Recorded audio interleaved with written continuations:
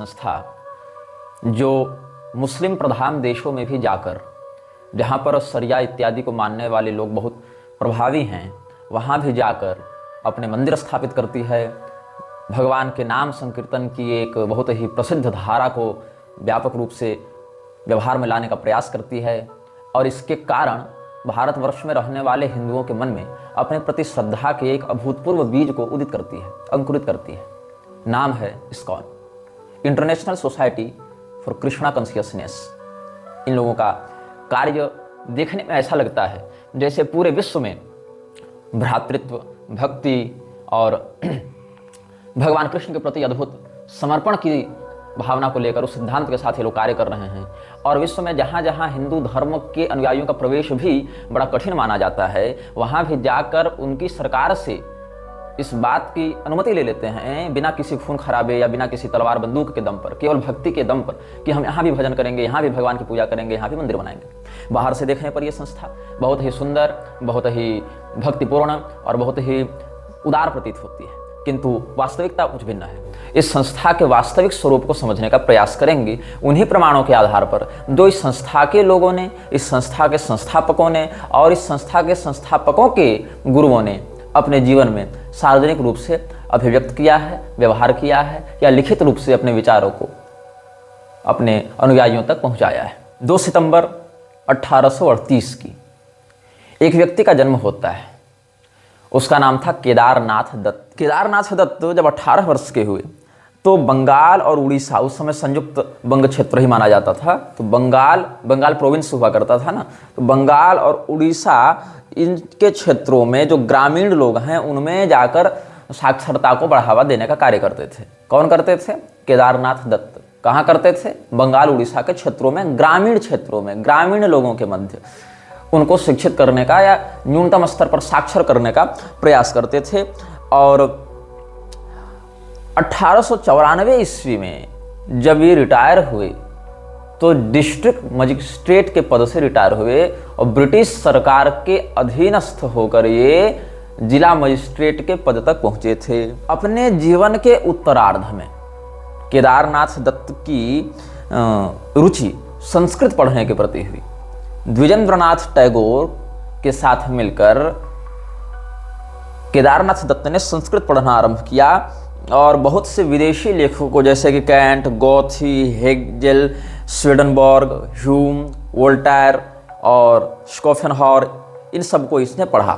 साथ साथ ब्रह्म समाज की पुस्तकों के प्रति केदारनाथ दत्त की विशेष रुचि थी, विशेष आकर्षण था। और ब्रह्म समाज एक प्रकार का सूडो हिंदुइज्म का संगठन था जो अंग्रेजों के एक बड़े ही चहेते कार्यकर्ता राजा राम मोहन राय, जो कि सनातन धर्म के विरुद्ध जाकर बहुत से कार्यों को ईसाइयत को बढ़ावा देते हुए करने के लिए कुख्यात रहा और सरकार ने जिसे समाज सुधारक के नाम से बताना आरंभ किया था, उसके द्वारा स्थापित ब्रह्म समाज में सनातन धर्म की मूलभूत सिद्धांतों की दुर्गति स्पष्ट देखने को मिलती है। और ब्रह्म समाज के ही पुस्तकों के प्रति केदारनाथ दत्त की रुचि बढ़ने लगी थी।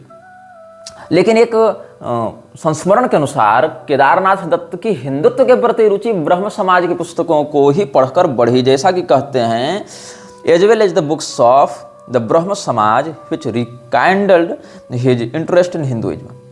अब केदारनाथ चूंकि जिला मजिस्ट्रेट के पद पर रहा अपने जीवन के कार्यकारी अंतिम दिनों में, और उससे पहले भी अंग्रेजी राज के अधिकारियों के साथ अच्छे संबंध इसके रहे, तो यहाँ पर इसकी दोस्ती होती है चार्ल्स डॉल से। चार्ल्स डॉल जो है वो यूनिटेरियन मिनिस्टर था। कहाँ का? American Unitarian Association of Boston. American Unitarian association जो बॉस्टन की संस्था थी, विदेश में जो कार्य थे उनके प्रारंभिक चरण की जो गतिविधियां हैं वो बोस्टन में ही योगानंद ने की थी। और ये संस्था भी जो हम बता रहे हैं आपको, अमेरिकन यूनिटेरियन एसोसिएशन, वो भी बोस्टन की थी। मैं आपको बहुत इनिशियली बता रहा हूँ, मैं आपको बिल्कुल पीछे से ले जाकर बहुत प्रारंभ से इन विषयों को बता रहा हूँ ताकि आप कड़ियों को समझें कि कहाँ से इनका कैसे कैसे संबंध जुड़ा हुआ है। तो अमेरिकन यूनिटेरियन एसोसिएशन जो बोस्टन की संस्था थी, उसका एक केंद्रीय मंत्री जिसका नाम था चार्ल्स डेल, वो कलकत्ता में नियुक्त था। और उसका काम क्या था कलकत्ता में, आप समझ सकते हैं। कलकत्ता में ही, बंगाल में ही मदर टेरेसा भी धर्मांतरण के कार्यों को बहुत गतिविधियां प्रदान करती रही, बहुत तेजी प्रदान करती रही। और जितने भी अंग्रेजी शासक भारत में अपने अभियानों को प्रारंभ करने के लिए आए थे, उनका जो आधारभूत केंद्र रहा वह बंगाल, कलकत्ता ही रहा। यहीं से फिर वो पूरे भारत में कब्जा करने के लिए आगे बढ़ते रहे। मतलब उन्होंने एक ऑथराइज्ड बेस पहले बंगाल को बनाया था, ये भी सार्वजनिक बात है। तो इसने क्या किया, जो चार्ल्स डायल था उसने अपनी संस्था के बैनर के तले एक अभियान चलाया, हम बंगालियों को शिक्षित करेंगे, बंगालियों को पढ़ाएंगे लिखाएंगे। अब कोई मिशनरी संस्था भारत में आकर अगर कुछ पढ़ा रही है तो निश्चित बात यह है कि वो भारतीय मूल्यों के मार्गदर्शन में या भारतीय मूल्यों के मापदंड के अनुसार तो नहीं पढ़ा रही है। कोई मिशनरी संस्था भारत में आकर मैं तुमको शिक्षित करूंगा ऐसा दावा कर रही है कोई संस्था, तो फिर वह जान लीजिए कि वो क्या पढ़ाएगी और उसके पढ़ाए गए लोगों की मानसिकता कैसी होगी। तो ये जो यूनिटेरियन मिनिस्टर था, ये अपनी संस्था के ईसाइयत के प्रचार के लिए कलकत्ता में नियुक्त था। तो Charles Dale at the same time Kedarnath daily met with Charles Dale, नित्य भेंट होती थी चार्ल्स डेल से केदारनाथ दत्त की। A Unitarian minister from the American Unitarian Association of Boston posted to Calcutta for propagating Unitarian ideas among the educated Bengalis, और जिसमें एक संभ्रांत वर्ग जो बंगालियों का पढ़ा लिखा था उनके साथ चार्ल्स डेल रोज मिलता था और उनको इस बात के लिए राजी करता था कि आप चूंकि पढ़े लिखे हैं, भद्रलोक में आपकी गणना होती है, तो भद्रलोक वाले जितने भी संभ्रांत परिवार हैं वो हमारे मिशनरी विचारधाराओं के प्रचार प्रसार में भागीदार बने हैं। ध्यान दीजिएगा इस बात पर।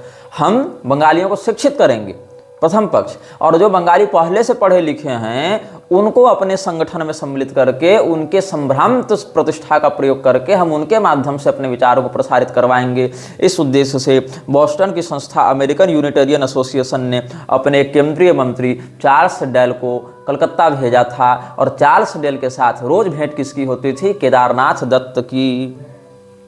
और केदारनाथ दत्त ने चार्ल्स डेल के ही गाइडेंस पर बाइबल इत्यादि का भी अध्ययन किया, और जो यूनिटेरियन एसोसिएशन के जो लेखक इत्यादि थे उनके साहित्य को भी खूब पढ़ा, और उसके बाद कुरान इत्यादि का भी बहुत गहरा अध्ययन किया था इसने। Under Dale's guidance Kedarnath studied the Bible and the Unitarian writings of Channing, Emerson, Parker and others while developing a fascination for the liberalism of Unitarian religious teachings. The young Kedarnath also studied the Quran.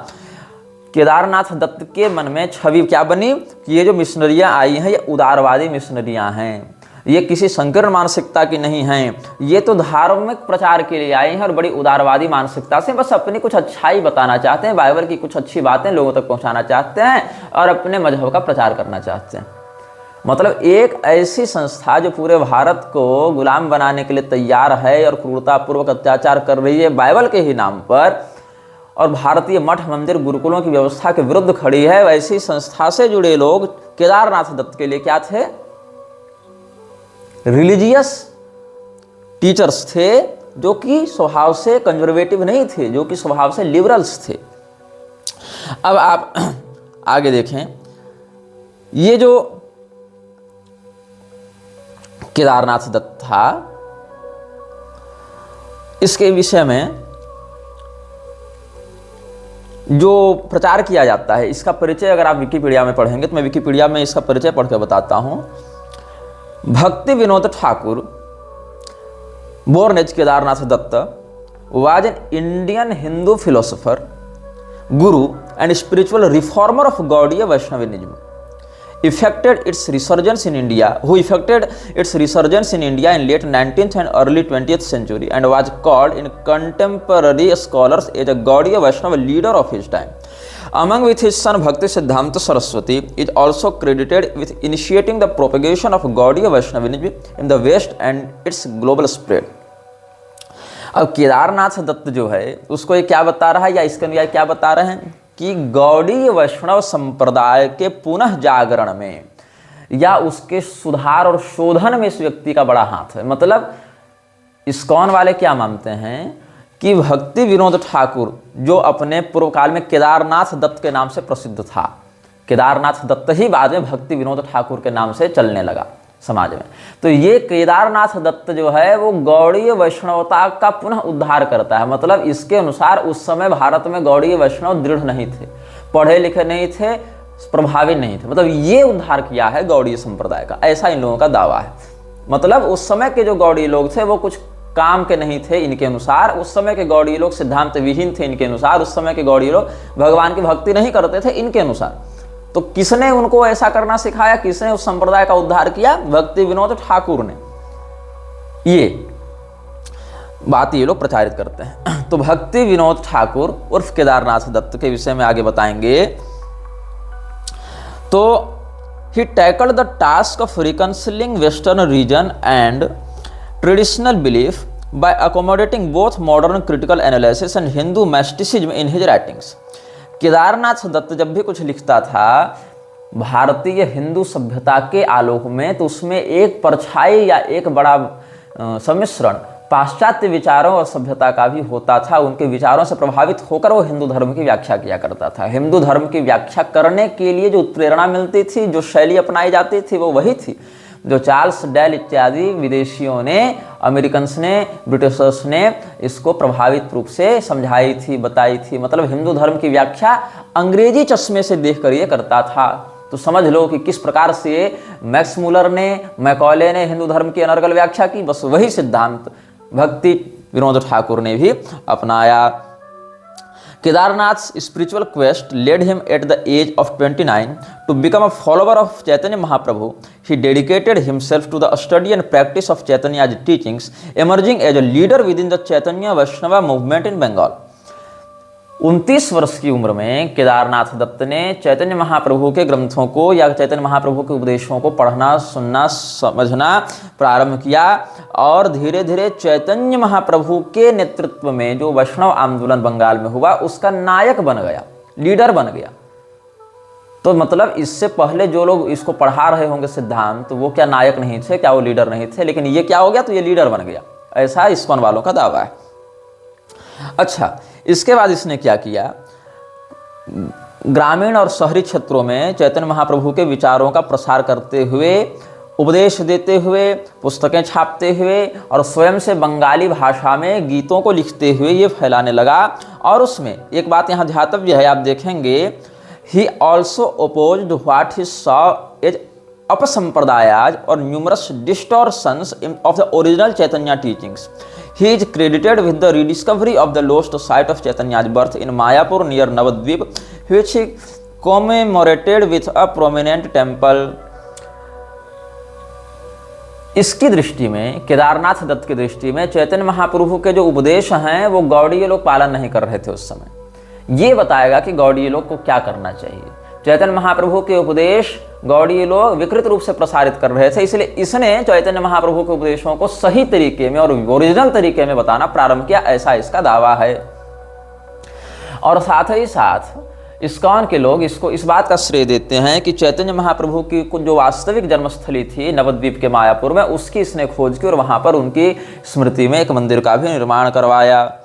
अब देखो, भक्ति Vinod Thakur led the spread of Chaitanya's teachings in the West in 1880, sending copies of his works to Ralph Waldo Emerson in the United States and to Reinhold Rost in Europe.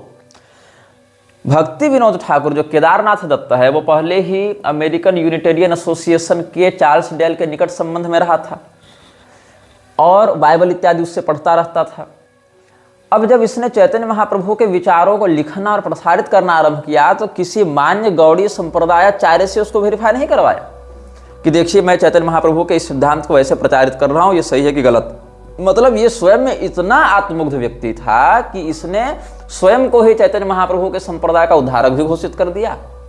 लेकिन इसका गुरु कौन रहा, किसने इसको इस प्रकार का ज्ञान दिया, इसके विषय में बातें स्पष्ट नहीं है। बल्कि बातों को देखेंगे तो उस समय के गौड़ीय लोगों ने तो इसको चैतन्य महाप्रभु के ग्रंथ और पुस्तक देने से भी मना कर दिया था कि तुम मत लो, तुम अधिकारी नहीं हो उसके। तो इसने क्या किया, स्वयं से ही इधर उधर से बातें जोड़ तोड़कर सुनी सुनाई बातों के आधार पर कुछ पुस्तकें इधर उधर हाथ में लग गई लाइब्रेरी इत्यादि से, तो वहीं से फिर इसने अपने आप को गौड़ी संप्रदाय का उद्धारक घोषित कर दिया।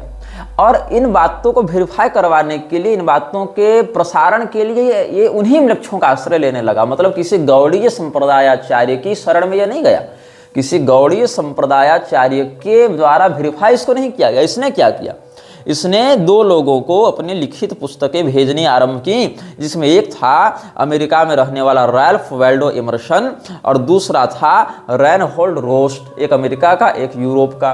इसमें जो इमर्सन भाई साहब हैं वो आप गूगल में कभी सर्च करेंगे तो ये अलग अलग धर्मों के, मतलब अलग अलग मान्यताओं के, धर्म तो केवल सनातन है, अलग अलग मान्यताओं की खिचड़ी बनाकर एक नए ही रूप में प्रस्तुत करने के लिए भी प्रसिद्ध रहे हैं। ठीक है, आगे क्या हुआ, इसने the revival of Gaudiya Vaishnavism, the revival of Gaudiya Vaishnavism effected by Bhakti Vinod spawned one of India's preaching missions of the early 20th century, the Gaudiya Math headed by his son and spiritual heir Bhakti Siddhanta Saraswati. Gaudiya वैष्णवता के पुनः जागरण का स्वयं को श्रेय देते हुए जब इसने देखा कि गौड़ीय संप्रदाय वाले तो हमको मान्यता नहीं दे रहे, गौड़ीय संप्रदाय वाले हमको महत्व नहीं दे रहे, तो इसने क्या किया, इसने एक एनजीओ बनाया और उस एनजीओ का नाम रख लिया गौड़ीय मठ। नाम ही रख लिया गौड़ीय मठ। तो जो गौड़ीय मठ है ना, वो गौड़ीय संप्रदाय नहीं है। गौड़ीय मठ क्या है, केदारनाथ दत्त के द्वारा गौड़ीय संप्रदाय से मिलते जुलते दिखने के लिए एक बनाया गया एनजीओ है। और ये हमको कब पता चला, ये तब पता चला जब गौड़ीय संप्रदाय के ही एक आश्रम में हम महाराष्ट्र में गए थे। 4 दिनों तक हमने भक्ति सूत्र पर व्याख्यान किया था। तो हमने अपने फेसबुक, यूट्यूब इत्यादि पर लिखा कि गौड़ीय मठ में व्याख्यान हुआ, तब उन्होंने कहा नहीं नहीं, हम लोग गौड़ीय मठ नहीं हैं, हम लोग गौड़ीय संप्रदाय हैं। गौड़ीय मठ एक अलग संस्था है, उन्होंने अपना नाम ही गौड़ीय मठ रख लिया है। तो लोगों को भ्रम हो जाता है कि गौड़ीय संप्रदाय ही गौड़ीय मठ है और मठ ही संप्रदाय है। अब जैसे कोई शांकर मठ कहे तो लगेगा है कि शांकर मठ मतलब शंकराचार्य जी की गद्दी, शांकर संप्रदाय का मठ, ये लगेगा। लेकिन इन लोगों ने क्या किया, ऐसा नहीं, गौड़ीय संप्रदाय अलग है, गौड़ीय मठ उनकी निजी संस्था है, गौड़ीय मठ उनका एक एनजीओ है, खुद का उन्होंने एक एसोसिएशन बना रखा है और नाम रखा गौड़ीय, ताकि उस रंग से, उस तिलक से, उस इष्ट परंपरा के एक नकल से, उस नाम गौड़ीय शब्द के नकल से ऐसा लगे कि हम तो माध्व गौड़ीय संप्रदाय के हैं। इस प्रकार से भ्रम चला जावे। अब आगे देखो, ये जो संस्था का इसने निर्माण किया, उसी संस्था का उत्तराधिकारी किसको बनाया, अपने लड़के को बनाया, जिसका नाम था विमला दत्त। और ये विमल दत्त जो है वही बाद में बन गया भक्ति सिद्धांत सरस्वती। इस पर भी आगे आएंगे। और यहाँ तक क्या हो गया, जब गौड़ीय मठ से प्रभुपाद की ही नहीं बनने लगी बाद में, तो प्रभुपाद ने भी विद्रोह करके अपनी खुद की संस्था डाल रखी, जिसका नाम रख दिया इस्कॉन। तो इस्कॉन जिसने बनाया अभय डे ने, उसका गुरु था विमल दत्त और विमल दत्त के पिता थे केदारनाथ दत्त। तो केदारनाथ दत्त ने गौड़ीय संप्रदाय से विद्रोह करके बनाया गौड़ीय मठ और उसके लड़के तक वो मठ बढ़िया चला। और उसके लड़के के बाद जब अभय डे उसमें घुसा तो उसने गौड़ीय मठ से विद्रोह करके बना लिया इस्कॉन। तो मूल परंपरा कहीं नहीं है इनकी। ये जो कहते हैं हम बोनाफाइड गुरु परंपरा से हैं, हम बिल्कुल विशुद्ध गुरु परंपरा से हैं, गुरु परंपरा छोड़ो, इनकी तो एनजीओ परंपरा ठीक से नहीं चल पाई, तो गुरु परंपरा क्या इनकी ठीक से चलेगी? ये धरातल का सत्य है। उसके बाद क्या हुआ, Bengali renaissance and the bhadralok, जब बंगाल में एक पुनः जागरण का दौर चला आधुनिक इतिहासकारों के अनुसार, तब क्या हुआ, Kedarnath Datta belonged to the Kayastha community of Bengali intellectual gentry that lived during the Bengal renaissance and attempt to rationalise their traditional Hindu beliefs and customs. तो बंगाल के संभ्रांत कायस्थ परिवार से बिलोंग करता था केदारनाथ दत्त। और केदारनाथ दत्त का जन्म 1838 ईस्वी में हुआ था, जब भद्रलोक, मतलब जो भद्रलोक एक शब्द है, मतलब सभ्य लोग, पढ़े लिखे संभ्रांत लोग, उनके परिवार में जन्म हुआ था। तो क्या हुआ, ये भद्र लोग जो थे वो स्वयं को अन्य लोगों से बड़ा ऊंचा दिखाते थे। ये एक जाति या क्षेत्रगत भावना बंगालियों में सदैव रही है कि भारत के अन्य लोगों की तुलना में वो स्वयं को बहुत कलाकार, बहुत पढ़े लिखे, बहुत संभ्रांत, बहुत सभ्य, बहुत उन्नत सभ्यता वाले मानते हैं और भारत के ही अन्य लोगों को इस मामले में बहुत नीचा दिखाते रहते हैं। और अब स्वयं को अलग विशिष्टता दिखाने के लिए क्या करने लगे, भद्रलोक टाई, कोट, पैंट इत्यादि पहनने लगे। मतलब ये जान जाइए कि हालत तो बंगाल और बांग्लादेश में ये रहा, अब असम में भी ये है। अगर एक गैर बंगाली हिंदू है तो वो एक बंगाली हिंदू के लिए एक बंगाली मुसलमान की अपेक्षा ज़्यादा शत्रु है। ये सत्य है, ये हमने अनुभव किया है। सब लोगों को मैं नहीं कह रहा, लेकिन एक सामुदायिकता के दृष्टिकोण से देखें तो एक बंगभाषी मुसलमान एक बंगभाषी हिंदू के लिए मित्र हो जाएगा, लेकिन एक गैर बंगाली हिंदू बंगाली हिंदू के मित्र के रूप में स्थापित नहीं हो पाएगा। ये लोग देखते हैं। जैसे अगर आप जाकर उसके सामने अवधी बोलें, भोजपुरी बोलें किसी बंगाली हिंदू के सामने, तो वो आपसे उतना प्रेम नहीं करेगा, आपको उतना सहयोग नहीं देगा जितना एक बंगाली बोलने वाले मुसलमान को कर देगा, बंगाली बोलने वाले ईसाई को कर देगा। ये भावना हमने नोटिस की और बहुत लोगों ने ये भावना भी नोटिस की होगी। सब लोग को तो मैं नहीं कहता ऐसा, कुछ तो अच्छे हैं ही, लेकिन एक व्यापकता ऐसी देखने को मिलती है।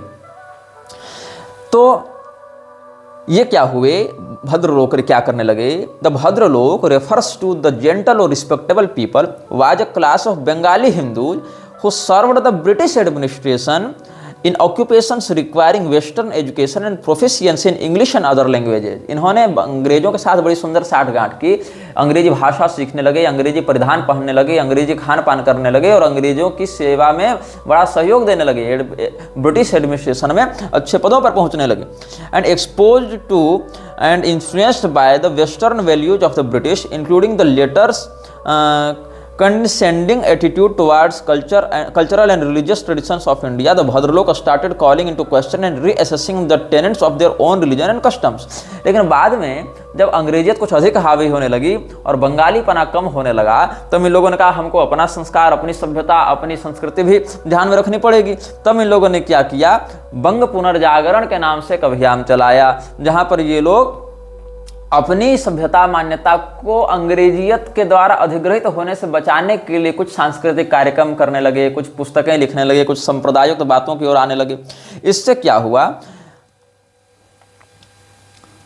जो विभाग था बंगालियों में वो दो प्रकार से हो गया। एक, जिनको अंग्रेजी शासन का पैसा, वहां से मिलने वाला रुतबा, वहां से मिलने वाले टाइटल्स, ये सब की लत लग चुकी थी, उन्होंने इसको स्वीकार नहीं किया।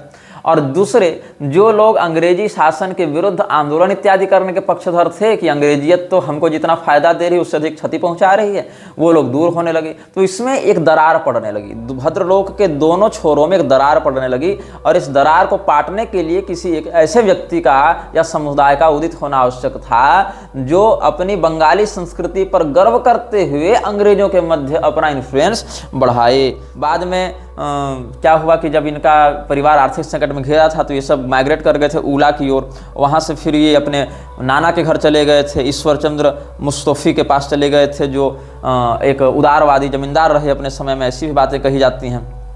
फिर यहाँ पर इंग्लिश स्कूल में इनका एडमिशन बाद में हुआ, यहाँ पर पढ़ाई लिखाई की।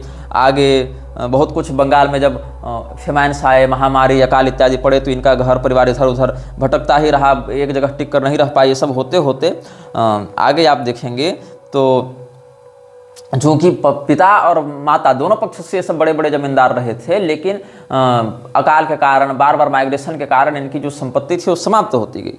ये सब बातें, और बहुत ज़्यादा कर्ज हो गया था इनके जीवन में, बहुत ज़्यादा इनका परिवार कर्ज में डूबा हुआ था। ये सब हुआ और इन लोगों को ये he felt unconvinced by conventional explanations and started doubting the reality of many Hindu gods and goddesses worshipped in Hindu temples, village temples.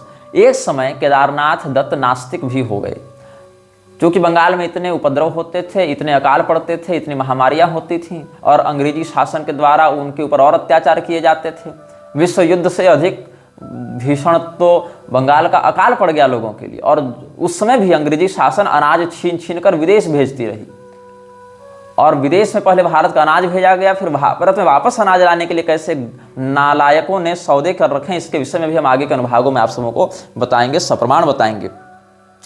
तो जितने भी लोग गांव में देवी देवताओं की पूजा करते थे, उनके प्रति केदारनाथ का विश्वास डिगने लगा। मतलब ये कोई पहले से श्रद्धालु व्यक्ति नहीं था, ये अपने जीवन में नास्तिकता को भी अनुभव कर चुका था और मिशनरियों के प्रभाव में भी रह चुका था। और सोचो कि जो व्यक्ति अपने जीवन में नास्तिक रह चुका हो, जो व्यक्ति अपने जीवन में ईसाइयत के पूर्ण प्रभाव में रह चुका हो, जो व्यक्ति अपनी लिखी हुई पुस्तकों को वेरीफाई करने के लिए अंग्रेजों और अमेरिकन के पास ही भेजता रहा हो, ऐसा व्यक्ति स्वयं को चैतन्य महाप्रभु के संप्रदाय का उद्धारक बता रहा है, गौड़ीय वैष्णवता का एक आचार्य बता रहा है, समझ रहे हो तुम इस बात को? उड़ान मच्छर भर के नहीं है और नाम रखना है अपने आप का गरुड़, सुपर्ण वैनतेय। अब क्या हुआ, ये सब धीरे धीरे जब निराशा, नास्तिकता ये सब होने लगी, तो एक बूढ़ी महिला उसको मिली, बोले सुनो तुम राम राम पहले भजन करो, तब तुम्हारी कुछ बुद्धि सुधरेगी। तो एक बूढ़ी महिला के निर्देश पर ये राम राम राम राम जपने लगा और धीरे धीरे फिर कलकत्ता पहुंचा। कलकत्ता में यूरोपी तौर तरीके, जीवन इत्यादि को इसने देखा और फिर अपनी पढ़ाई लिखाई छोड़कर पहले इसने अपने नाना की संपत्ति को बचाने का प्रयास किया। फिर 1852 ईस्वी में फिर उला छोड़कर ये कलकत्ता फिर आया। अपने काशी प्रसाद घोष जो वहाँ पर एक पत्रकार, ये अखबार के संपादक थे, उनके यहाँ आकर कुछ दिन नौकरी की, कुछ दिन वहाँ रहे। उसके बाद काशी प्रसाद घोष के यहाँ 1858 ईस्वी तक 5-6 साल ये रहा और फिर धीरे धीरे ये वेस्टर्न फिलोसॉफिकल और पोएटिक पॉलिटिकल चीज़ों में इंटरेस्ट रखने लगा। अब इसके बाद क्या हुआ, एक हिंदू चैरिटेबल इंस्टीट्यूट था, 1852 से 56 के मध्य उसने वहाँ पढ़ाई लिखाई की कुछ, और ईश्वर चंद्र विद्यासागर इत्यादि के संपर्क में भी आया। These external events as well as the internal conflict between morality and need moved Kedarnath towards introspection in search for a more appealing concept of God as accepted in Christianity and Vaishnavism. यहाँ ध्यान देना, क्रिश्चियनिटी के साथ ये लोग Hinduism को नहीं रखते हैं, कभी नहीं। क्रिश्चियनिटी के सापेक्ष वैष्णवता को रखते हैं और ये कहता है कि जो ईश्वर का सिद्धांत ईसाइयत में है और जो ईश्वर का सिद्धांत वैष्णवता में है, दोनों एक है, इसलिए दोनों को जोड़कर ये लोग देखते हैं। तो इसने सोचा कि हम ईश्वर की एक व्यापक परिभाषा खोजें, ऐसी परिभाषा जो ईसाइयत से भी मिलती हो और वैष्णवता से भी मिलती हो, ऐसी एक खोज में गया। तो क्या हुआ, इसने marking this period of his life was Kedarnath interest in Gaudiya Vaishnavism and particularly in the persona and teachings of Chaitanya Mahaprabhu. अब इसका ईसाइयत वाला भाग तो पुष्ट था, क्योंकि चार्ल्स डेल ने इसको खूब बाइबल पढ़वाई थी। अब इसको अपने आपको ईसाई कहने में तो शर्म आ रही थी, क्योंकि यहाँ से सामाजिक विरोध प्राप्त हो जाएगा कि ये तो ईसाई बन गया। तो इसको अपने लिए वैष्णवता का कोई ठप्पा लगाना आवश्यक लगने लगा। और वैष्णवता कहाँ बंगाल में खोजें, तो गौड़ीय संप्रदाय ही इसको मिला। तो सोचा कि गौड़ीय संप्रदाय में हम घुसपैठ करते हैं, उस समय इसने सोचा। और चैतन्य महाप्रभु के व्यक्तित्व और उपदेश की आड़ में फिर हम अपना काम करते हैं। तो Kedarnath tried to acquire a copy of Chaitanya Charitamrita and the Bhagavata Purana principal scriptures for Gaudiya Vaishnavas but failed. क्या हुआ, गौड़ीय वैष्णव के मध्य जाकर इसने प्रयास किया कि हम भागवत महापुराण प्राप्त करें और चैतन्य चरितामृत प्राप्त करें, क्योंकि यही दोनों पुस्तकें गौड़ीय वैष्णवों के सिद्धांत के आधारभूत रूप में स्थापित थीं। लेकिन बट फेल्ड, लेकिन गौड़ीय संप्रदाय के उस समय वैष्णवों ने इसको न भागवत महापुराण ही दी, न चैतन्य चरितामृत ही दिया। कुछ तो कारण रहा होगा। तब इसने क्या किया, however his interest in Chaitanya's teaching, an example of love for Krishna, the personal form of God, coupled with Chaitanya's grace and ethical integrity, became the decisive theme of his life and mission. लेकिन जब इसको चैतन्य चरितामृत और भागवत पुराण नहीं मिले, तब कथित तौर पर इसका प्रेम कृष्ण भगवान के लिए और बढ़ गया। अच्छा प्रेम इतना बढ़ा कि इसने बाद में जो पुस्तकें लिखी उसको इमर्सन इत्यादि के पास भेजता रहा, अमेरिका यूरोप भेजता रहा, यहाँ नहीं भेजता रहा। चार्ल्स डेल वहाँ से अमेरिका से आकर इसको पढ़ाता है, फिर यहाँ से गौड़ीय संप्रदाय के पुस्तकों को लेने का प्रयास करता है, असफल रहने पर इधर उधर से जुगाड़ करता है और वहाँ से बातें लिखकर वहीं वापस भेजता है, जैसे कोई एजेंट काम करके अपनी रिपोर्ट को हेडक्वार्टर भेजता है, उसी तरीके से। अब क्या हुआ, इन February 1866 Kedarnath Datta received with a friend's help a position with the registrar's office as a special deputy registrar of assurances with powers of a deputy magistrate and deputy collector। 1866 में अचानक से इसको एक ऐसा पद मिलता है अपने एक दोस्त की मदद से। यहाँ नोटिस करने वाली बात है, इस दोस्त का नाम यहाँ पर स्पष्ट नहीं किया गया, पता नहीं इसका कौन सा दोस्त था और पता नहीं वो अंग्रेजी शासन में किस हैसियत में था। लेकिन अचानक से जीवन में भटकते भटकते इसको एक डिस्ट्रिक्ट मजिस्ट्रेट के अधिकारों से युक्त पद प्राप्त हो जाता है, वो भी हिंदू होकर, भारतीय होकर, अंग्रेजी शासन में। आज के समाज में ऐसा संभव नहीं है। उस समय के समाज में अंग्रेजी शासन में किस प्रकार के संबंध इसके अंग्रेजों से थे कि अमेरिकी एक एजेंट आता है यहाँ मिशनरी प्रचार करने के लिए, वो इसको बाइबल पढ़ाता है। गौड़ीय वैष्णव संप्रदाय के पुस्तकें ये प्राप्त करने में जब गौड़ियों के द्वारा मना कर दिया जाता है, तब इधर उधर से जुगाड़ करके कुछ लिख कर ये भेजता है अंग्रेजों के पास, विदेश भेजता है, अमेरिकन के पास भेजता है और फिर इसको यहाँ पर डिस्ट्रिक्ट मजिस्ट्रेट बना दिया जाता है, वैसे अधिकार दे दिए जाते हैं। कहाँ का, सारण जिला छपरा, वहाँ पर ये बन गया, डिस्ट्रिक्ट मजिस्ट्रेट का अधिकार इसको प्राप्त हो गया और छठे रैंक के अधिकारी से अपनी सिविल सर्विसेज की सेवा में ये दूसरे स्तर तक पहुंच गया। During the next 28 years Kedarnath rose through the ranks of civil services from 6th grade to 2nd grade which entailed authority. In colonial Bengal, a job at the executive government service staffed by the Bhadralok, except for the top management tier occupied by the British, was the coveted achievement. देखो, अंग्रेजी शासन में मुख्य सत्ताधारी के अतिरिक्त नीचे भद्रलोक को बहुत नौकरियां दी जाती थी यही सब काम को प्रसारित करने के लिए। तो इसने जब प्रचार किया कथित रूप से गौड़ीय वैष्णवता का, तो कैसा किया? भक्ति विनोद मतलब जो केदारनाथ दत्त है, adapted his message to the western mind by borrowing popular Christian expressions such as universal fraternity, cultivation of the spirit, preach and church and deliberately using them in a Hindu context. समझ रहे हो, ये हिंदू धर्म की परिभाषा को व्यक्त करने के लिए, हिंदू धर्म के सिद्धांतों को प्रसारित करने की आड़ में क्या करता था? Bhakti Vinoda adapted his message to the western mind by borrowing popular Christian expressions such a universal fraternity, cultivation of the spirit, the holy father और सन एंड होली स्पिरिट कहते हैं ना, father in the heaven and the his son and the holy spirit, ये सब, preach and church and deliberately using them in a Hindu context, ये रहस्य चल रहा है। तो इसी केदारनाथ दत्त ने स्थापना की थी गौड़ीय मठ की। अब क्या हुआ? इसका एक लड़का था जिसका नाम था बिमला प्रसाद दत्त। बिमला प्रसाद दत्त जब पैदा हुआ था तो उसकी जो नाल थी, बच्चे की जो नाल होती है ना, वो बाएं कंधे से दाएं कंधे की दाएं पसली की ओर लिपटी हुई थी। तो इन लोगों ने बड़ी सुंदर उसकी एक कहानी गढ़ दी कि ये तो कोई अवतार लगते हैं जो साक्षात जनेऊ पहनकर पैदा हुए हैं।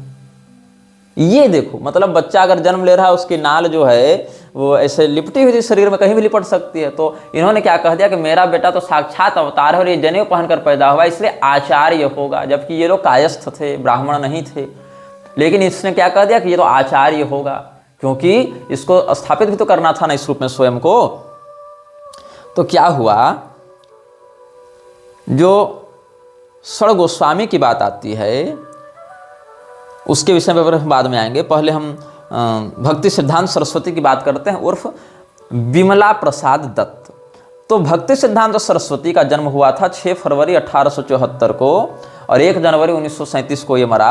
Born Bimala Prasad Datta was an Indian Gaudiya Vaishnava Hindu guru, acharya and revivalist in early 20th century India. To his followers, he was known as Srila Prabhupada, an honorific also later extended to his disciple Abhay Charan Arvind Bhakti Vedanta Swami Prabhupada. Srila Prabhupada के नाम से इसी की प्रसिद्धि हुई थी। किसकी? भक्ति सिद्धांत सरस्वती की। और बाद में श्रील प्रभुपाद की उपाधि ट्रांसफर किसको हुई? इसी के उत्तराधिकारी कह लें, अभय चरण अरविंद भक्ति वेदांत स्वामी, जिसने गौड़ीय मठ से विद्रोह करके स्थापना की इस्कॉन की, और जिसने स्पष्ट कहा था कि हमारे इस्कॉन के फॉलोअर्स गौड़ीय मठ के लोगों से मिलना जुलना बंद करें। ये सब प्रमाण भी आगे हम देंगे। तो गौड़ीय मठ क्यों बनाया गया? गौड़ीय संप्रदाय से विद्रोह करके चैतन्य महाप्रभु की आइडियोलॉजी को हाईजैक करके अपनी एक स्वतंत्र सत्ता को खड़ा करके अंग्रेजियत का प्रसार करने के लिए केदारनाथ दत्त के द्वारा एक एनजीओ का गठन किया गया जिसका नाम था गौड़ीय मठ। और उसके लड़के ने फिर उस मठ को आगे बढ़ाया। लेकिन जो एसी है अभय चरणारविंद, अभय डे, उसने फिर गौड़ीय मठ से भी विद्रोह करके, मतलब एक नकली से एक दूसरी नकली ब्रांच निकाल ली, जिसको कह दिया इस्कॉन, और कह दिया ये तो असली गुरु परंपरा है हमारी। गुरु परंपरा छोड़ो, यहाँ तो एनजीओ इनकी असली नहीं टिक पाई। तो क्या हुआ, 1918 में इसने अपना नाम, जो बिमला प्रसाद दत्त है, उसने अपना नाम रखा भक्ति सिद्धांत सरस्वती। अब सरस्वती क्या है? सरस्वती एक योगपट्ट है। योगपट्ट मतलब 10 प्रकार की उपाधियां शंकराचार्य जी के संप्रदाय में वेदानुसार मान्य हैं। गिरि, पुरी, भारती, वन, अरण्य, तीर्थ, आश्रम, पर्वत, सागर और गिरि है, गिरि पर्वत सागर, और इधर तीर्थ, आश्रम, अरण्य, वन, गिरि, पुरी, भारती, ये सब 10 उपाधियां होती हैं। इसमें सरस्वती, गिरि पहले बोल दिया ना, हाँ, तो गिरि, पुरी, भारती, सरस्वती, वन, अरण्य, तीर्थ, पर्वत, सागर आश्रम, ऐसे करके 10 उपाधियां होती हैं। तो इसमें जो सरस्वती उपाधि है उसके 2 भेद होते हैं। शक्ति संगम तंत्र में जहाँ पर 10 नामियों की परंपरा का वर्णन है, वहाँ पर कहते हैं कि आनंद सरस्वती देवी तथा इंद्राक्ष सरस्वती। सरस्वती में 2 भेद होते हैं, एक आनंद सरस्वती और एक इंद्र सरस्वती। तो आनंद सरस्वती की परंपरा आप देख लेंगे, जैसे स्वामी निश्चलानंद सरस्वती, स्वामी स्वरूपानंद सरस्वती, स्वामी सदानंद सरस्वती, स्वामी अभिमुक्तेश्वरानंद सरस्वती। तो आनंद सरस्वती वाले ये सब में है। और इंद्र सरस्वती की परंपरा केवल कांची और उससे जुड़े सन्यासियों में प्राप्त होती है, जहाँ पर जयेंद्र सरस्वती, स्वामी चंद्रशेखरेंद्र सरस्वती, स्वामी विजयेंद्र सरस्वती, ये सब, स्वामी सदाशिवेंद्र सरस्वती, ये सब हैं। एक अभी स्वामी मृगेंद्र सरस्वती ब्रह्मलीन हुए, कांची की परंपरा के थे। तो इंद्र सरस्वती और आनंद सरस्वती, ये 2 प्रकार के सरस्वती नामक सन्यासियों की बात शास्त्र वर्णित करते हैं, जिसमें इंद्र सरस्वती की परंपरा कांची में है और श्रृंगेरी इत्यादि की प्रधानता से अन्य पीठों में फिर आनंद सरस्वती की परंपरा बढ़ी है। लेकिन इसने, विमला प्रसाद दत्त ने अपने आप को इन दोनों में से किसी परंपरा में नहीं रखा। सरस्वती बस इसने उठाया, न इसने आनंद पकड़ा न इंद्र पकड़ा। सरस्वती क्यों दिखाया? ताकि हम शंकराचार्य के समान गौरव को प्राप्त कर सकें, क्योंकि उसमें सरस्वती टाइटल जो है वो बड़ा ट्रेंड में चल रहा था दयानंद सरस्वती के कारण। तो ऐसा लोगों को लगा कि सरस्वती टाइटल लगाना बहुत बड़े ज्ञानी का परिचायक है, तो इसने अपना नाम रख लिया सरस्वती। जबकि जो सरस्वती दासपद है वो भी केवल ब्राह्मण के लिए है दंड संन्यास लेने पर। लेकिन इसने क्या किया? दंड इत्यादि पकड़ लिया, त्रिदंड इत्यादि के नाम से त्रिदंडी स्वामी भी लिखने लगा था अपने आप को, और कर दिया कि हम सरस्वती हो गए। तो इसको संन्यास किसने दिया? किसी ने नहीं, इसने स्वयं को ही स्वयं से संन्यास दे दिया, क्योंकि ऑथेंटिसिटी तो कोई दे नहीं रहा था इसको। तो 1914 ईस्वी में केदारनाथ दत्त की मृत्यु हुई। 1915 ईस्वी में गौर किशोर दास बाबा जी की मृत्यु हुई। अब गौर किशोर दास बाबा जी वही व्यक्ति थे जिनके पास ये विमला प्रसाद दत्त आता जाता रहता था। तो ये जो बाबा जी थे ये भजन इत्यादि में अपना लगे रहते थे, उन्हीं की संगति में रहते हुए कुछ इसका जान परिचय बढ़ा। तो क्या किया इसने? 1918 following the 1914 death of his father and the 1915 death of his guru Gaur Kishore Das Babaji, Vimala Prasad accepted the Hindu formal order of asceticism sannyasa from the photograph of his guru and took the name Bhakti Siddhant Saraswati Goswami। अब सरस्वती लगाने पर इसको संदेह हुआ कि हम कहीं अपने गौड़ीय लाइनेज के द्वारा है तो न निकाल दिए जाएं, क्योंकि गौड़ीय मठ के नाम से हमारे फादर श्री तो एक चला कर गए हैं फ्रॉड। तो गौड़ीय मठ तो गौड़ीय संप्रदाय है नहीं, वो तो गौड़ीय संप्रदाय वालों ने मेरे पिता को पुस्तक तक नहीं दी थी। इसने अपनी एक अलग एनजीओ बनाई और वहां से लिख लिख कर अंग्रेजों से वेरीफाई करवाता रहा।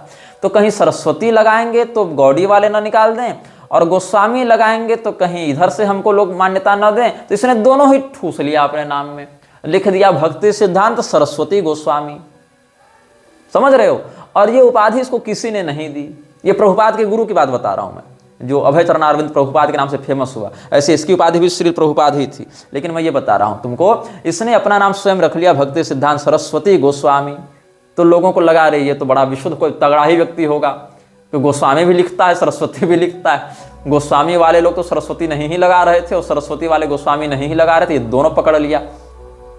और संन्यास किसने दिया? तो किसी ने नहीं दिया। अपने गुरुजी की फोटो को गुरुजी के देहावसान के 4 वर्ष के बाद, 3-4 वर्ष के बाद इसने एक दिन रखा, उन्हीं के सामने कहा कि हम सन्यासी हो गए, और कहा कि हमने साक्षात अपने गुरुजी से ये दीक्षा ली है। तो ये तो वही बात हो गई कि कोई व्यक्ति जो है वो आदि शंकराचार्य जी का फोटो सामने रख ले और कहा कि हम तो आदि शंकराचार्य जी के डायरेक्ट सन्यासी शिष्य हो गए। तो कोई उठे रामानुजाचार्य जी का फोटो लगा ले और कह दे हम तो रामानुजाचार्य जी के डायरेक्ट शिष्य हो गए। लेकिन इस व्यक्ति को थोड़ी सी और बुद्धि लगानी चाहिए थी। ये तो स्वयं को मध्वाचार्य जी के लाइन में बताते हैं ये लोग ना, तो मध्वाचार्य जी का ही फोटो डायरेक्ट रख लेता। गौर किशोर दास बाबा जी का फोटो तो रखने की आवश्यकता थी नहीं, इसको तो सीधे बोनाफाइड गुरु परंपरा मिल जाती कि सीधे मध्वाचार्य जी का फोटो रख लेता और कह देता कि हम तो भैया सीधे मध्वाचार्य जी के डायरेक्ट दंडी शिष्य हो गए। और या फिर चैतन्य महाप्रभु का ही फोटो सामने रख लेता। और इनकी आवश्यकता क्यों है? ये तो साक्षात कृष्ण भगवान का ही फोटो रख लेता अपने सामने, कह देता कि हम साक्षात कृष्ण भगवान से सीधे ये ज्ञान प्राप्त किए हैं। एवं विवस्वते योगम के बाद तो मेरा ही नंबर था। तो ये फ्रॉड चल रहा है यहाँ पर। और Bhakti Siddhanta Saraswati inaugurated in Calcutta the first centre of his institution later known as the Gaudiya Math. जो इसके पिता भक्ति विनोद ठाकुर ने जिन बातों को संस्थागत रूप से स्थापित करने का प्रयास किया था, उसी बात को एक नया प्रारूप देते हुए इसने गौड़ीय मठ का उद्धार किया। मतलब इसके पिता पहले से एक संस्थान बना चुके थे, लेकिन ये संस्थान उतना वर्ल्ड वाइड फेमस नहीं हुआ था, ये वर्ल्ड वाइड उतना काम नहीं कर पाए थे, बस लिखित रूप से कुछ कुछ बातें ये कर रहे थे। तो गौड़ीय मठ का जो सांस्कारिक प्रारूप है वो किसने रखा था? भक्ति विनोद ठाकुर ने। लेकिन इसको ढांचागत रूप में किसने आगे बढ़ाया? एक ब्रांडिंग इसकी किसने की? रिब्रांडिंग करना होता है ना, वो किया भक्ति सिद्धांत सरस्वती गोस्वामी और विमला प्रसाद दत्त ने। तो गौड़ीय मठ बनाया किसने? सांस्कारिक रूप से केदारनाथ दत्त ने बनाया। क्यों बनाया? गौड़ीय वैष्णव संप्रदाय से विद्रोह करके, क्योंकि उन लोगों ने इसको मान्यता दी नहीं थी और इसको महत्वाकांक्षा थी कि हम कुछ करें, अंग्रेज लोग इसके माध्यम से कुछ करवाना चाहते थे। तो इसने गौड़ीय मठ के जो आधारभूत बातें हैं उसको सामने रखा, गौड़ीय वैष्णव मुख्य संप्रदाय से विद्रोह करके। और उसके जीवन काल में तो इसका विस्तार हो नहीं पाया, तब इसकी रिब्रांडिंग करके किसने इसको कलकत्ता में स्थापित किया? गौड़ीय मठ के नाम से रिब्रांड करके इसके लड़के विमला प्रसाद दत्त ने, जिसने अपने ही गुरु के मरने के 4 साल के बाद उनकी फोटो रख के स्वयं को सन्यासी घोषित कर दिया और गोस्वामी भी खींच लिया, सरस्वती भी खींच लिया, दोनों उपाधि रख ली अपने पास, किसी ने दिया नहीं, स्वयं टान लिया। अब ये जो गौड़ीय मठ था ये क्या करने लगा? पूरे भारत में इसने अपने 64 शाखाएं स्थापित की और भारत से बाहर इसमें म्यांमार में और कहाँ जर्मनी और इंग्लैंड, यहाँ भी इसने 3 सेंटर बनाए। तो it soon developed into a dynamic missionary and educational institution with 64 branches across India and 3 centres abroad in Burma, Germany and England. फिर दैनिक, साप्ताहिक, मासिक और इस प्रकार से इसने पुस्तकें और पत्रिकाओं का, अखबारों का प्रकाशन आरंभ किया। and public programs as well as through such innovations as theistic exhibition with dioramas. Bhakti Siddhanta is known for his intense and outspoken oratory and writing style as the आचार्य केसरी।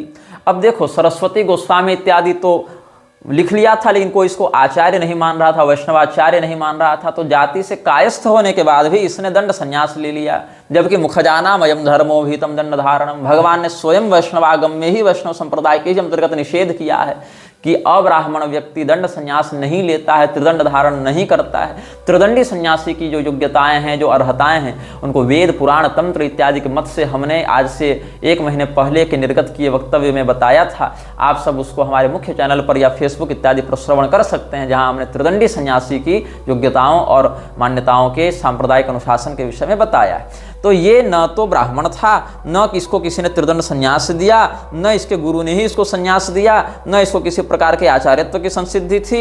इसने क्या किया? जब हमारे पिता स्वयं को गौड़ीय वैष्णव से विद्रोह करके स्थापित कर सकते तो हम क्यों नहीं? इसने स्वयं अपने गुरु के फोटो के सामने संन्यास भी ले लिया, इसने स्वयं अपने गुरु के फोटो के सामने दंड भी पकड़ लिया, इसने स्वयं अपने गुरु के फोटो के सामने अपने आप को सरस्वती और गोस्वामी भी कह दिया, और जब कुछ नहीं मिला तो अपने नाम के आगे ये लगाने लगा आचार्य केसरी। मतलब हम आचार्य नहीं, आचार्यों के मध्य हम सिंह हैं। मतलब आचार्याणाम केसरी, आचार्यों के मध्य आचार्येषु केसरी इव भाति स आचार्य केसरी ही। आचार्यों के मध्य जो सिंह के समान बैठे वह आचार्य केसरी होता है। वो सिंह बैठता है सिंहासन पर, तो इसने अपना सिंहासन इत्यादि भी गढ़वा रखा था। सब बातें होगी, उसको व्यासपीठ इत्यादि भी कहा करता था। तो क्या किया इसने? Bhakti Siddhanta opposed the non dualistic interpretations of Hinduism और Advaita that has emerged as the prevalent strand of Hindu thought in India, seeking to establish traditional personalist Krishna Bhakti as its fulfillment and higher synthesis. इसने सबसे पहला काम किया अद्वैत का खंडन, क्योंकि अद्वैत का खंडन करने से सीधे सीधे उन लोगों के सहानुभूति और श्रद्धा का पात्र बन जाता जो पहले से अद्वैत के विरुद्ध खड़े थे, जैसे कि मध्व संप्रदाय के लोग। तो अब ये शंकराचार्य के संप्रदाय में तो आ नहीं सकता था, समर्थन तो करते बनता नहीं। ऊपर से गौड़ीय परंपरा को इसने अपनाया था, तो इसने सोचा कि कैसे भी करके हम सीधे अद्वैत वालों से अगर टकराएंगे तो उन लोगों के हम चहेते बन जाएंगे जो पहले से अद्वैत के विरोध में खड़े हैं।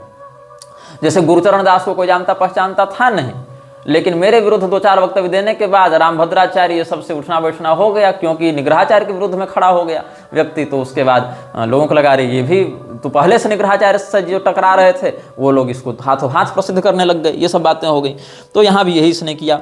Eight the same time through lecturing and writing, अब देखो अद्वैत की ही केवल बात नहीं, अगर केवल द्वैत और अद्वैत की ही बात करें तो द्वैतवादी आचार्यों ने भी वर्णाश्रम धर्म की निंदा नहीं की है, स्मृत्युक्त कर्तव्यों की निंदा नहीं की है। स्मार्त मतलब स्मृति के आधार पर चलने वाले, स्रोत मतलब श्रुति के आधार पर चलने वाले, तो जो स्मार्त परंपरा के लोग हैं वो भी द्वैतवादियों में पाए जाते हैं। ऐसा नहीं कि मध्वाचार्य जी ने स्मृतियों का अप्रामाण्य कह दिया हो या स्मृतियों के विरुद्ध चले गए हो, ऐसा नहीं है। अद्वैत और द्वैत दोनों ही शाखाओं के आचार्यों ने अपने भाष्यों में, अपने उपदेशों में कम से कम वर्णाश्रम धर्म की और स्मृत्युक्त सदाचार की तो मान्यता रखी है और उसका समर्थन किया है। लेकिन इसने अद्वैत का खंडन करने के साथ साथ स्मार्तों का भी खंडन करना आरंभ किया। भगवत भक्ति की याड़ में इसने स्मार्तों का भी खंडन किया, जबकि स्मृति स्वयं भगवान की वाणी है। श्रुति स्मृति ममैवाग्य यस्त उल्लंघ्य वर्तते आज्ञा भंगी मम द्वेषी मद्भक्तोपि न वैष्णवः। भगवान स्वयं कहते हैं कि मेरी आज्ञा है वेद और स्मृति, और इन आज्ञाओं का उल्लंघन करने वाला व्यक्ति मेरा भक्त नहीं है, वैष्णव नहीं है। ये भगवान स्वयं कहते हैं। लेकिन स्वयं को भक्ति सिद्धांत नाम देने वाले इस व्यक्ति ने क्या किया, स्मृति का ही खंडन करना आरंभ किया। और क्या कहते हैं, और चूंकि ये ब्राह्मण था नहीं स्वयं और इसने त्रिदंड संन्यास ले रखा था, इसके कारण इसका जो पारंपरिक विद्वान थे उन्होंने बड़ा विरोध किया। तब इसने क्या किया, ब्राह्मणों के विरुद्ध लेखन प्रारंभ किया, स्मृतियों के विरुद्ध लेखन प्रारंभ किया, वर्णाश्रम के विरुद्ध लेखन प्रारंभ किया। तो क्या हो गया, अंत में Bhakti Siddhanta Saraswati Prabhupada targeted both the castes of Smarta Brahmins, hereditary priests and sensualised practices of numerous Gaudiya Vaishnavism spin offs, branding them as असंप्रदायाज। अब जब गौड़ीय संप्रदाय के लोगों ने भी इसका विरोध करना आरंभ किया तो कहा नहीं, तुम लोग नकली हो, हम असली हैं, तुम लोग अपसंप्रदाय हो, हम असली संप्रदाय हैं, हम चैतन्य महाप्रभु के असली ये ओरिजिनल अनुयायी हैं। और कहता क्या है कि sensualised practices of numerous Gaudiya Vaishnavism spin offs, branding them as अपसंप्रदायाज, deviations from the original Gaudiya Vaishnavism taught in the 16th century by Chaitanya Mahaprabhu and his close successors. अब देखो, चैतन्य महाप्रभु स्वयं ब्राह्मणों का विरोध करते थे क्या? चैतन्य महाप्रभु स्वयं ब्राह्मणों के विरुद्ध कोई या स्मृतियुक्त कर्तव्य के विरुद्ध जाते थे क्या? ऐसी बात नहीं है। चैतन्य महाप्रभु अपने पिता का विधिवत श्राद्ध करते थे, अपने पिता के श्राद्ध में ब्राह्मणों का विधिवत सत्कार किया करते थे। और चैतन्य महाप्रभु विप्रद्रोही नहीं थे। लेकिन ये जो भक्ति सिद्धांत था, जो विमल प्रसाद दत्त था, इसने अपने गुरु के मरने के 4 साल के बाद उनके फोटो के सामने स्वयं को दीक्षा भी दे दी और क्या कह दिया कि हम तो ब्राह्मणों को नहीं मानेंगे, हम इनकी परंपरा को नहीं मानेंगे, असली वैष्णव तो हम हैं, असली गौड़ी हम हैं। जबकि आप श्री चैतन्य मंगल में देखेंगे तो क्या कहते हैं चैतन्य महाप्रभु के पिताजी के परलोक गमन के समय कि मायेर कांदना देखे बापेर मरणे, कांदे सचीर सुत अझोर नयने, गजमतिहार ये न गांथिल सुताय, नयाने गैले जल विशाल ही आय, भक्त गणे इष्ट गणे हाहाकार करे, प्रभुर कांदनाय कांदे सकल संसारे। चैतन्य महाप्रभु अपने पिताजी की मृत्यु पर जो विलाप कर रहे हैं उसका वर्णन है। तो सृष्टि नष्ट हय प्रभु तोमार क्रंदने, नारी गणे प्रबोध करिल सची देवी, गोरा चांदेर मुख देखी सब पास रिबी। गौरचंद्र भी नाम था ना, अनंत संहिता में श्री कृष्ण चंद्र जो चैतन्य महाप्रभु उनके गौरचंद्र इत्यादि भी नाम वर्णित हैं। कृष्ण चैतन्य गौरांगौ गौरचंद्र सची सुतः, प्रभुर गौर हरिर नामानि भक्तिदानी में अनंत संहिता में चैतन्य महाप्रभु के नाम वर्णित हैं। ये चैतन्य महाप्रभु भगवान श्री कृष्ण के शक्त्यावेशावतार के अंतर्गत मान्य होते हैं। और श्री चैतन्य महाप्रभु ने कोई बहुत बड़े बड़े मठ और ये सब परंपराएं नहीं स्थापित की थी, केवल भगवत भक्ति का ही उपदेश देकर लोक कल्याण का उन्होंने सदाचार पूर्वक श्रुति स्मृति से अविरुद्ध भाव से ही वर्णन किया है। इतना ही उनका कार्य रहा कि हम अपने भगवत भजन के दम पर व्यक्ति को समस्त कर्तव्यों का फल प्रदान करते हुए उनको भगवान से जोड़ दें। अन्यथा शरणम नास्ति त्वमेव शरणम मम, इसी भाव से उन्होंने शिक्षाष्टक इत्यादि में भी अपनी बातें कही हैं। तो चैतन्य महाप्रभु का नाम सचीसुत या गौरचंद्र इत्यादि भी है। वही सब बातें श्री श्री चैतन्य मंगल में कह रहे हैं। तो क्या हुआ यहाँ पर, आपने सुधीर प्रभु सब संवरिया, काल जथोचित कर्म करिल सत्क्रिया, तबे वेद विधि मते ये छिल उचित, करिल बापेर कर्म कुटुंब बेष्टित, पितृभक्त प्रभु तबे पितृयज्ञ कैल। पितृयज्ञ मतलब क्या, श्राद्ध इत्यादि को पितृयज्ञ कहते हैं। पितृभक्त प्रभु तबे पितृयज्ञ कैल क्रमे क्रमे यथाविधि ब्राह्मणेर देल तोयाधार अन्न भोजनाद द्रव्यत ब्राह्मणेर दिला प्रभु पितृभगत जगन्नाथ वैकुंठ गमन ई कथा आपने से द्विजोत्तम गौरचंद्रेर पिता। ये बात हुई। तो चैतन्य महाप्रभु जी ने अपने पिताजी का विधिवत श्राद्ध किया है, वैदिक विधि से ब्राह्मणों का सत्कार किया है, लेकिन वही चैतन्य महाप्रभु का स्वयं को वास्तविक अनुयायी बताकर अन्य गौड़ीय वास्तविक संप्रदायों को अपसंप्रदाय का टैग लगाने वाला ये विमल दत्त जो है, ये ब्राह्मणों के विरुद्ध भी लिखता रहा, ये स्मृतियों के भी विरुद्ध लिखता रहा और अद्वैत का खंडन भी करता रहा। कुल मिलाकर शास्त्रों में इसने कुछ नहीं माना अपनी बकवास के अलावा। और अब तो ये हाल हो गई कि जो षड गोस्वामी की बात गौड़ीय संप्रदाय में है, रूप गोस्वामी, सनातन गोस्वामी, जीव गोस्वामी, रघुनाथ भट्ट गोस्वामी, रघुनाथ दास गोस्वामी, गोपाल भट्ट गोस्वामी, ये सब जो षड गोस्वामी हुए हैं, इन गोस्वामियों के टक्कर में स्वयं को दिखाने के लिए इसको जीव गोस्वामी का अवतार लोग बताने लग गए। अपने चेलों से इसने ऐसा प्रपंच फैलवाया कि ये प्रभुपाद तो जीव गोस्वामी का अवतार बन गया, और इसी के तुलना में इसके चेले अभय चरणारविंद प्रभुपाद वर्जन 2.0 को भी लोग षड गोस्वामी में से किसी एक का अवतार किंवा सप्तम गोस्वामी की उपाधि भी देने लग गए। ये प्रपंच फैलाया गया है इस्कॉन की पैदाइश से पहले से। अभी तो मैं इस्कॉन पर भी नहीं आया हूं, अभी तो मैं जड़ ही बता रहा हूं। इस्कॉन पर तो मैं बाद में आऊंगा, अभी तो मैं यहां पर इस्कॉन की पैदाइश से पहले की बात बता रहा हूं कि क्या क्या हुआ। तो ये ऐसा तो प्रपंच किसका रहा, विमल प्रसाद दत्त का, जो बाद में बन गया भक्ति Siddhanta Saraswati. However, after the demise of Srila Prabhupada in 1937, the Gaudiya Math became tangled by intense dissent and the United Mission in India was effectively fragmented. क्या हो गया, जब ये विमल प्रसाद दत्त उर्फ श्रील प्रभुपाद उर्फ भक्ति सिद्धांत गोस्वामी सरस्वती पता नहीं क्या किया 1937 में मर गया, तब इसके द्वारा स्थापित जो एनजीओ थी गौड़ीय मठ वो बिखरने लगी, टूटने लगी। और बाद में प्रभुपाद ने गौड़ीय मठ के लोगों से मिलने जुलने से भी मना किया है अपने चेलों को, इस पर भी हम आएंगे। अपने ही गुरु के द्वारा स्थापित संगठन के विरुद्ध जाकर प्रभुपाद सेकंड ने अपना एक इस्कॉन खड़ा किया और इस्कॉन के लोगों को कहा कि तुम गौड़ी मठ वाले लोगों से मत मिलो, वो सब निशाचर हो गए, राक्षस हो गए हैं वो लोग। तो क्या हुआ, और ये जो पूरा का पूरा अभियान था वो खत्म हो गया इसका। तो over decades the movement regained it's momentum. In 1966 it's offshoot the international society for Krishna consciousness ISKCON was founded by भक्ति सिद्धांता डिसिपल एसी भक्ति वेदांत स्वामी Prabhupada in New York City and spearheaded the spirit of Gaudiya Vaishnava teachings and practice globally. Prabhupada's branch of Gaudiya Vaishnavism presently counts over 5 lakh adherents worldwide, with its public profile far exceeding the size of its constituency. तो निमाय चंद गोस्वामी के जो शिष्य रहे गौर किशोर दास बाबा, उनकी मृत्यु के 4 साल के बाद गौड़ीय मठ को फिर से रिब्रांड करते हुए भक्ति सिद्धांत सरस्वती गोस्वामी की उपाधि अपने से ग्रहण कर ली। किसने, विमल प्रसाद दत्त ने। और उसके 1937 में मरने के और लगभग 30 साल के बाद 1966 ईस्वी में जाकर इस्कॉन की स्थापना न्यूयॉर्क में जाकर किसने की, उसी के चेले प्रभुपाद सेकंड ने जो है अभय डे। तो क्या हुआ, on 27 1918 Before leaving for Calcutta, Bhakti Siddhanta Saraswati resolved to become the first sannyasi of Gaudiya Vaishnavism post Chaitanya Mahaprabhu period, starting a new Gaudiya Vaishnava monastic order.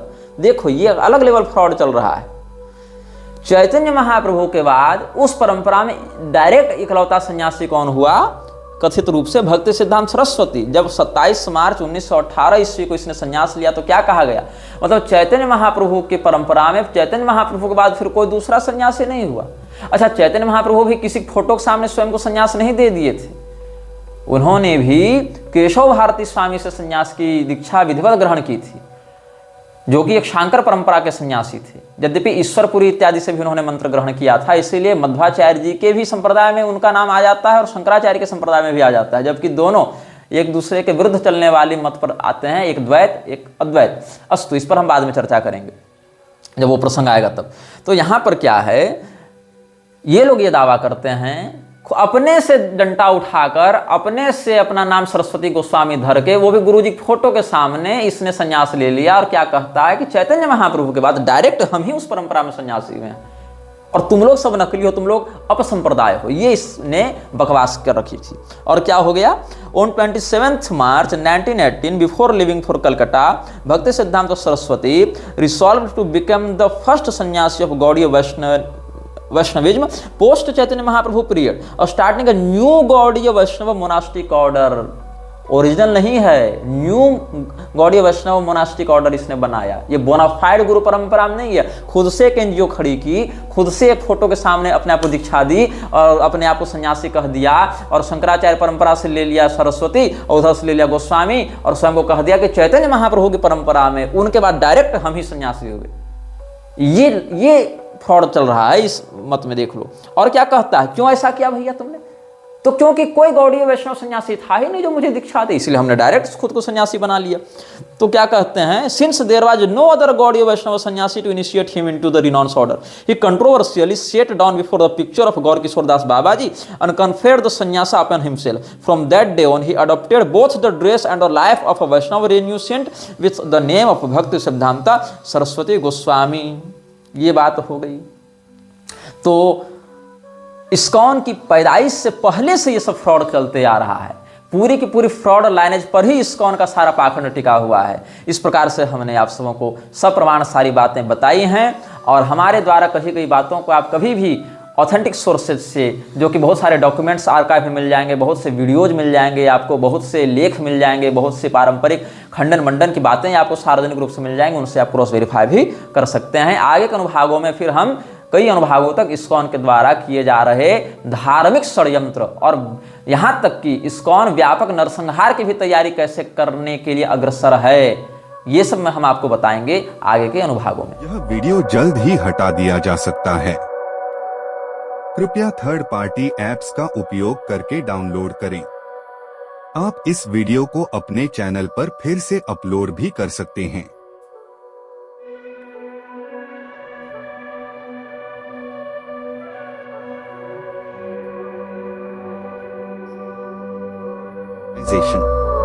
This video may get deleted soon. Please download using third-party apps. You may also re-upload this video on your channels. Thank you.